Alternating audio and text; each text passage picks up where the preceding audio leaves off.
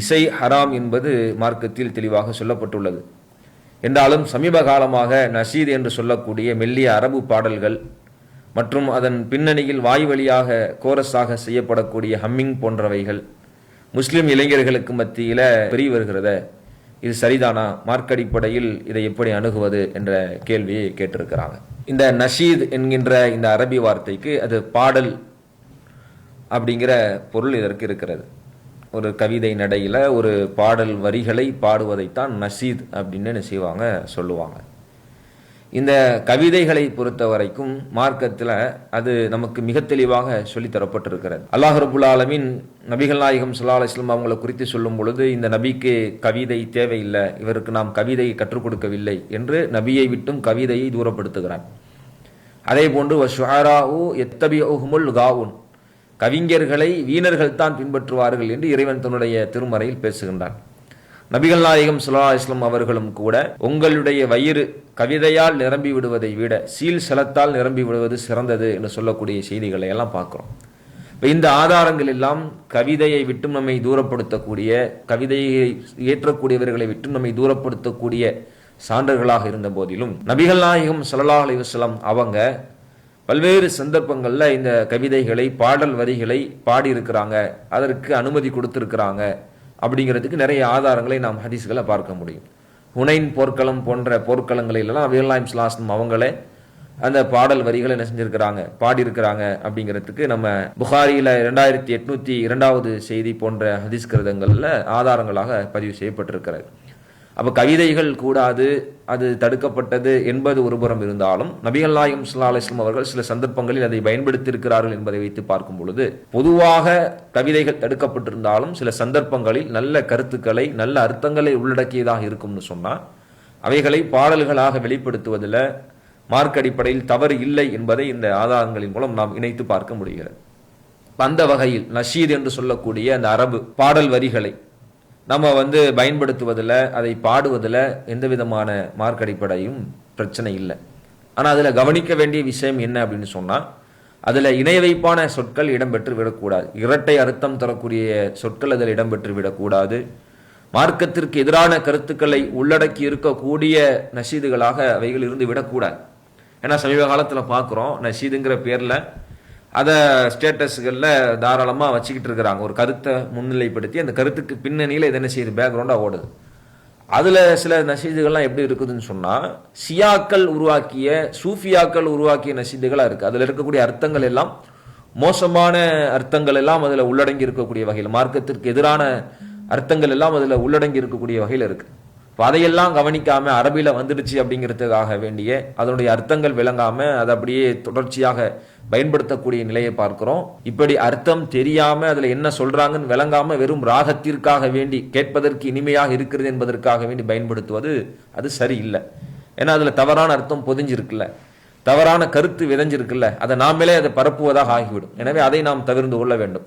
இல்லை நல்ல அர்த்தம் தான் இருக்கு, நல்ல கருத்து தான் இருக்கு, எனக்கு அர்த்தம் தெரியுது, நான் விளங்கி தான் என்ன செய்ய அதை பயன்படுத்துகிறேன் அப்படின்னு சொன்னால் அதை நாம் பயன்படுத்துவதில் பிரச்சனை இல்லை. ஆனால் அதை எப்படி பயன்படுத்துவது என்பதில் கூடுதல் கவனம் வேண்டும். இன்னைக்கு இளைஞர்களுக்கு மத்தியில் அது எப்படி போயிடுச்சுன்னு சொன்னால், ஒரு தத்துவ ரீதியில் சில கருத்துக்களை சொல்லும் பொழுது அப்போ பேக்ரவுண்டில் நஷீது போட்டு என்ன செய்கிறாங்க, அதை பரவலாக பயன்படுத்துகிறாங்கன்னு சொன்னால் பிரச்சனை இல்லை. ஆனால் இப்போ எப்படி ஆயிடுச்சுன்னா, குர்ஆன் வசனம் டெக்ஸ்ட்டில் வரும், ஷார்ட்ஸில் குர்ஆன் வசனம் முன்னாடி டெக்ஸ்ட்டில் வரும், பேக்ரவுண்டில் நஷீது ஓடும். குர்ஆன் வசனத்தை முன்னிலைப்படுத்தும் பொழுது குர்ஆனுடைய அந்த வசனங்களே நம்ம அங்கே என்ன செய்யலாம், ஒளிபரப்பு செய்யலாம். அந்த ஓசை வடிவங்களை அதில் நம்ம சத்தம் வரும்படியாக ஏற்பாடுகளை செய்யலாம். ஆனால் டெக்ஸ்டில், இமேஜில் குர்ஆன் வசனமோ பேக்ரவுண்டில் அந்த நஷீதுகளும் இடம்பெறக்கூடிய நிலையை பார்க்கிறோம். இதை தவிர்த்து கொள்வது ஆரோக்கியமானது. ஏன்னா குர்ஆன் வசனத்தினுடைய அந்த ஓசையை விட்டும் தூரமாக்கி அந்த நஷீதுகளை அந்த வசனங்களோடு இணைத்து கொண்டு செல்வது என்பது ஆரோக்கியமானது இல்லை. அப்படியாக செய்வதை தவிர்த்து கொள்ளணுங்கிற கருத்தை இங்கே நம்ம ஆழமாக பதிய வச்சுக்கிறோம். இப்போ இதில் கூடுதலாக என்ன கேட்குறாங்கன்னா, பயான்களில் இஸ்லாமிய உரைகள் நிகழ்த்தப்படக்கூடிய அந்த உரைகளுக்கு பேக்ரவுண்டில் என்ன பண்ணுறாங்க, அந்த ஹம்மிங் மியூசிக் என்ன செய்கிறாங்க, ஹம்மிங் டோனை வைக்கிறாங்களே, இது எப்படி, இது கூடுமா அப்படிங்கிறத கேட்குறாங்க. இந்த ஹம்மிங் அப்படிங்கிறது வாயளவில் செய்யப்படக்கூடிய அந்த ஓசை வடிவம், ஒரு குறிப்பிட்ட ஒரு முணுமுணுப்பை அல்லது ஒரு விதமான ராகத்தை வெளிப்படுத்தக்கூடிய வகையில் செயல்படுத்தப்படுவது தான் இந்த ஹம்மிங் அப்படின்னு சொல்கிறது. இதை மார்க் அடிப்படையில் முற்றுமுழுவதும் தான் கூடாது அப்படிங்கிறதுக்கு எந்த விதமான ஆதாரங்களையும் நம்ம பார்க்க முடியாது. இது பொதுவாக பயன்படுத்திக்கலாம், அது மார்க் அடிப்படையில் பிரச்சனை இல்லை. இப்போ உதாரணத்திற்கு பெண்கள் வீட்டில் இருக்கக்கூடிய தாய்மார்கள் தங்களுடைய குழந்தைகளை உறங்க வைப்பதற்காக என்ன செய்வாங்க, தொட்டிலில் குழந்தையை போட்டு அவங்கள ஆட்டுவாங்க. ஆறாரோ ஆரிராரோன்னு என்ன செய்வாங்க, ஒரே வார்த்தையை திரும்ப திரும்ப ஒரு ராகமாக என்ன செய்வாங்க, பயன்படுத்திக்கிட்டே இருப்பாங்க. சிலர் வார்த்தைகளாக இல்லை என்றாலும் கூட அவங்களுடைய இந்த வார்த்தைகளில் இந்த முணுமுணுப்பின் மூலம் சில ராகங்களை போட்டு அப்படி இந்த குழந்தைகளை தூங்க வைக்கக்கூடிய நிலைமையை பார்க்கிறோம். இப்படியாக அதை பயன்படுத்துவதில் என்ன இல்லை, பிரச்சனை இல்லை. ஆனால் உரைகளில் மார்க்க செய்திகளை கருத்துக்களை சொல்லக்கூடிய அந்த பயான் நிகழ்ச்சிகளுக்கு பின்னால் அதை பயன்படுத்துவது என்பது ஆரோக்கியமானது இல்லை. அதை அறவே தவிர்த்து கொள்வது என்பதுதான் நான் செய்யும் சரியானதாக இருக்கும். ஏன் இதை சொல்றோம் அப்படின்னு சொன்னா, அறிவியல் பூர்வமாகவே நீங்க எடுத்து பார்த்தீங்கன்னு சொன்னா, மனிதனுடைய அந்த நியூரோ அனாட்டமி, அந்த நியூரோ சயின்ஸ் அடிப்படையில் நீங்க பார்க்கும் பொழுது மனிதன் ஒரு ஓசையை எப்படி செவிய இருக்கிறான், அது அவன் அணுகக்கூடிய அவனுடைய மூளை அணுகக்கூடிய விதம் என்பது குறித்து ஆழமான நிரூபிக்கப்பட்ட அறிவியல் சான்றுகள்லாம் இருக்கிறது. அதுல ஆடிட்டரி ஸ்டிமுலேஷன் அப்படிங்கறத சொல்றாங்க. அதாவது செவிப்புலன் தூண்டுதல். ஒரு மனிதன் ஒரு சப்தத்தை கேட்கும் பொழுது அவனுடைய மூளையில் ஏற்படக்கூடிய மாற்றங்கள் என்ன, அந்த நரம்பியல் மாற்றங்கள் என்ன என்பதை குறித்து ஆழமான ஆய்வுகள் எல்லாம் இருக்கிறது. அதுல என்ன சொல்றாங்க அப்படின்னா, மூளையில சில சத்தங்களை ஓசைகளை நாம் தொடர்ந்து கேட்கும் பொழுது மனிதனுடைய லிம்பிக் சிஸ்டம் ஆக்டிவேட் ஆகும். அதாவது அதுல குறிப்பாக அதுல இருக்கக்கூடிய அமிக்தலா, ஹிப்போகாமஸ் போன்ற அந்த பகுதிகள் எல்லாம் ஆக்டிவேட் ஆகும். இது ஆக்டிவேட் ஆகும்போது என்ன நடக்கும் அப்படின்னு சொன்னா, டோப்பமைன் சுரப்புகள் ஏற்படும். அது கேட்கும் பொழுது அது ஒரு ராகமா, ஒரு இனிமையா, ஒரு கம்ஃபர்ட்டா, ஒரு எதமான ஒரு ஃபீலிங்கை கொடுக்கும், ஒரு நெருக்கமான மன உணர்வை கொடுக்கும். இது அந்த டோப்பமைன் சுரப்புகளை ஏற்படுத்தி மனிதனுக்கு உண்டான ஒரு திருப்தி உணர்வை கொடுக்கும். இந்த அமிக்தலா போன்ற அந்த மூளையின் பகுதிகள் அது செயல்படக்கூடிய காரணத்தினால ஒரு விதமான மயக்க நிலைக்கு அவங்களுடைய நிலை போகும். அதனாலதான் குழந்தைகளுக்கு ராகம் போட்டு அப்படியே தூங்க வைக்கிறதுனால என்ன செய்யறாங்க, குழந்தைங்க அப்படியே மயங்கி என்ன செஞ்சாங்க, தூங்கிறாங்க. அப்ப இது அறிவியல் பூர்வமாக நிரூபிக்கப்பட்ட சான்றாக இருக்கிறது.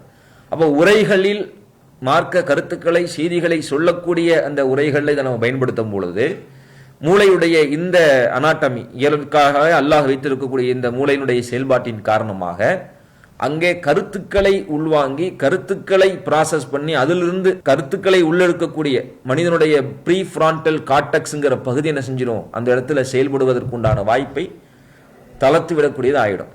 அது அந்த இடத்துல சார்பா இருக்காது. மனிதனுடைய அந்த கருத்துக்களை உள்வாங்கி செயல்படுத்தக்கூடிய மூளையினுடைய பகுதி அந்த நேரத்தில் சார்பா இருக்காது. பின்னாடி ஹம்மிங் போட்டு நீங்க ஒரு கருத்தை சொல்லுவீங்கன்னா அந்த இடத்தில் அங்கே செவி வழியாக கேட்கப்படக்கூடியதில் அந்த ஹம்மிங் ஏற்படுத்தக்கூடிய தாக்கம் தான் மூளையில் அதிகமா இருக்கும். எனவே ஹம்மிங் பயன்படுத்தி ஒரு நீங்க பயானை நீங்க கொண்டு போவீங்கன்னா அது ஒரு திருப்தி அவங்களுக்கு தரலாம். பயானை கேட்டோன்னா ஒரு திருப்தியா நல்லா இருக்கு, அதாவது அந்த பயானை பேசக்கூடியவருக்கு பின்னாடி ஹம்மிங்க போடும் பொழுது இவர் பயான் சூப்பரா இருக்குங்கிற மாதிரி ஒரு உணர்வுகளை என்ன செய்யும், மக்கள் மனசுல நெருக்கமாக்குமே ஒழிய கருத்துக்களை ஆழமாக சென்று சேர்க்கக்கூடியதற்கு இது உதவுமா அப்படின்னு கேட்டா கண்டிப்பா உதவாது. மாற்றாக அதற்கு நேர்மாற்றமான எதிர்வினையத்தான் என்ன செய்யும், மாற்றும். சிந்தனைகளை விட்டும் தூரமாக்கி ஒரு மயக்க நிலைக்கு கொண்டு போகக்கூடிய நிலைக்கு தரும். அதனாலதான் அந்த சூஃபியாக்கள் என்ன செய்வாங்கன்னா அதிகமா பயான்கள் என்ன செய்வாங்க, அந்த பேக்ரவுண்ட்ல அந்த ஹம்மிங்கை பயன்படுத்துவாங்க. இன்னைக்கு தன்னை தௌஹீத் என்று சொல்லக்கூடிய அடையாளப்படுத்திக் கொள்ளக்கூடியவர்கள் ஷிர்கின் நம்பிக்கைகளில் சான்றுகளில் மூழ்கி இருப்பவர்களும் கூட என்ன செய்யறாங்க, தங்களுடைய பயான்களுக்கு பின்னாடி இது மாதிரி ஹம்மிங்களை பயன்படுத்துறாங்க. நாம சத்தியத்தை சொல்லக்கூடியவர்கள் ஏகத்துவவாதிகள், நம்ம கருத்தை தான் மக்களுக்கு கொண்டு போய் சேர்க்கமே ஒழிய அந்த கருத்தை கொண்டு போய் சேர்க்கக்கூடியதற்கு நமக்கு அந்த ஹம்மிங் போட்டு தான் கருத்தை சேர்க்கணுங்கிற எந்த விதமான நிர்பந்தமும் அவசியமும் தேவையில்லை. எனவே கருத்துக்களை கொண்டு சேர்க்கப்படக்கூடிய இடத்துல அங்க பேக்ரவுண்ட்ல ஹம்மிங்கை போய் சேர்க்கிறது அப்படிங்கிறது என்ன ஆரோக்கியமானதில்லை. அதை அறவே தவிர்த்து கொள்ள வேண்டிய விஷயம் அப்படிங்கிற பதிலை இதற்காக நம்ம சொல்லிக்கிறோம். அல்லாஹு அக்பர், அல்லாஹு அக்பர்.